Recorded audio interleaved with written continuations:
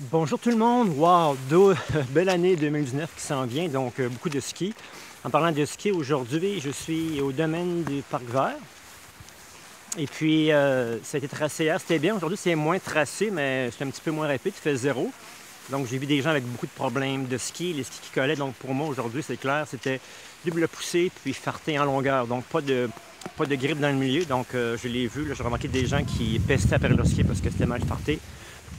Donc aujourd'hui, pas de fort de kick dans les montées, fort d'une poussette. Et puis cette petite vidéo-là est vraiment pour mentionner que vous pouvez acheter de l'équipement de 1000$, mais si sous vos skis, je vais finir par le dire, si le dessous de vos skis n'a pas de fartage, vous n'aurez pas de résultat, vous allez piétiner, vous allez vraiment faire du surplace et vous n'aurez pas de bons résultats. Et puis en plus, qu'est-ce qui arrive là-dedans, c'est qu'on peut se blesser aussi. Si on a un mauvais fartage, on va forcer comme un fou, mais on va rien produire d'énergie. On va dépenser d'énergie, on va pas produire assez de tempo pour avoir une bonne glisse. Donc, c'est vraiment important de mettre... Qu'est-ce qu'il faut mettre sous les skis?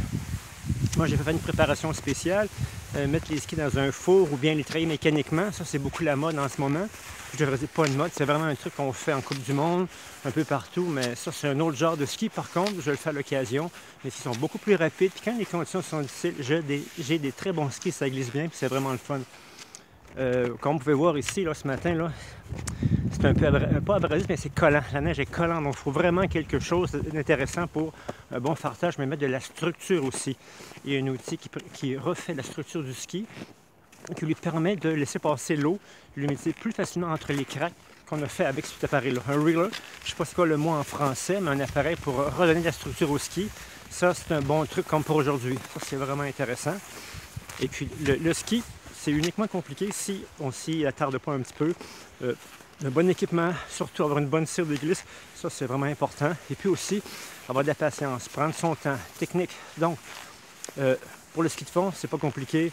Un bon cardio, de l'endurance, de la flexibilité et du tempo. Plus on a un tempo rapide, plus on génère de la vitesse.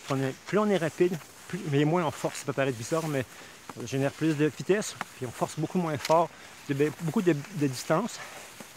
Plus intéressante et on s'amuse aussi. Donc, si vous n'aimez pas le ski de fond ou la neige, bien là, allez en Floride, ça va être mieux pour vous.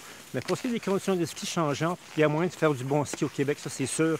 J'ai fait le parc de la Gatineau, j'ai fait Moronite, puis j'ai fait ici, à Mirabel. Et puis, je peux vous dire que celui-là, le parc de la Gatineau, c'est probablement mon numéro 1. C'est toujours bien tracé, c'est bien fait, c'est intéressant. En deuxième partie, deuxième ordre, je devrais dire, je vais mettre le Moronite et puis vraiment Mirabel, le troisième, le dernier. Donc au niveau du ski, c'est ce qui se passe en ce moment. Donc si ça vous tente, si vous voulez faire des cours de ski de fond, appelez-moi, je vais laisser mes informations à la fin de mon vidéo. Classique, double poussée, puis aussi le skating, qui est une technique beaucoup demandée. Et je fais aussi du conseil, là, je conseille avec les gens pour aller